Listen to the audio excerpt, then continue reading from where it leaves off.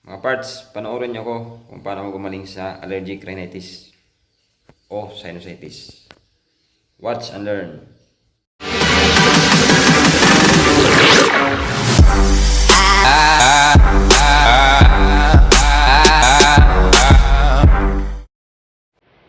Hello mga parts.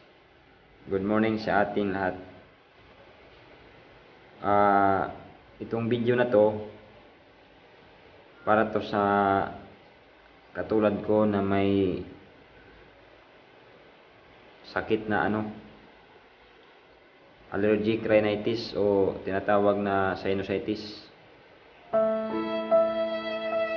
Alam niyo, hindi biro yung may ganyang sakit. Kasi wala kang magawa na trabaho talaga pag may ganyan ka. Kasi paano ka magagawa pag tayo mo pa lang, yung paligid mo parang umiikot na.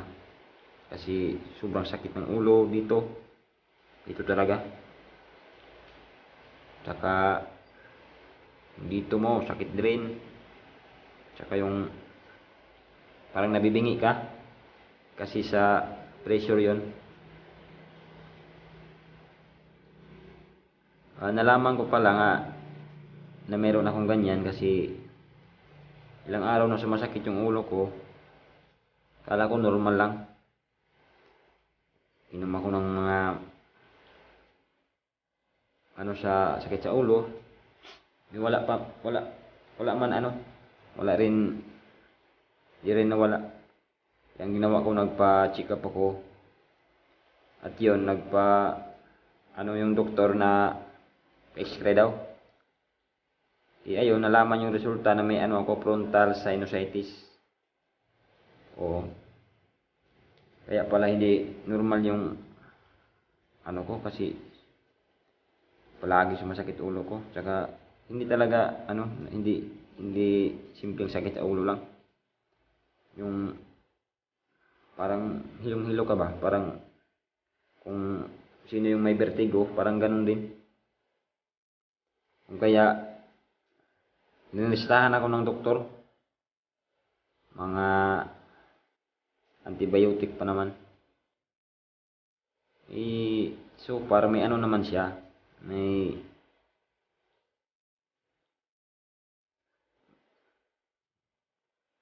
medyo nawawala din naman yung sakit.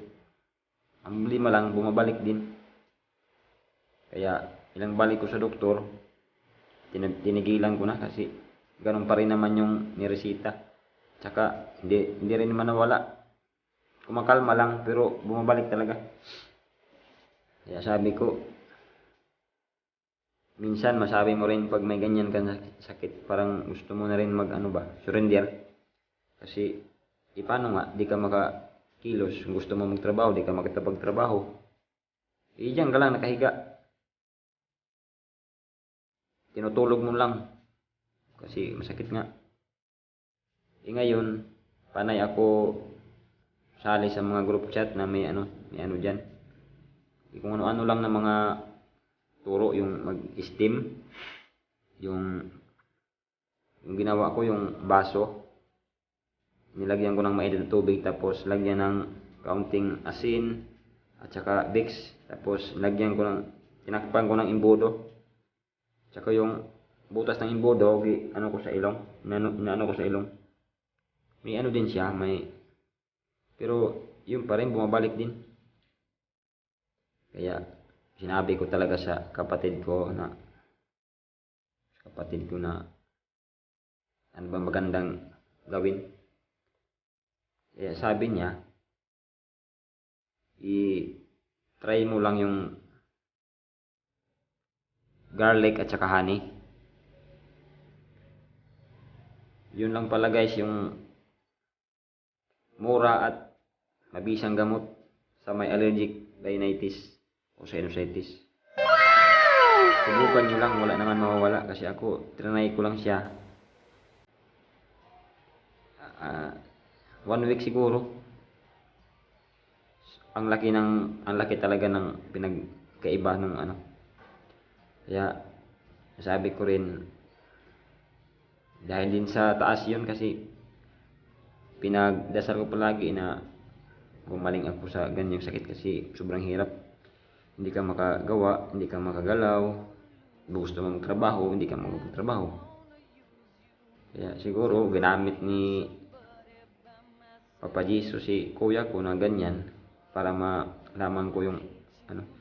Kasi kahit i-search natin yung honey, ano yan, antibacterial din yan.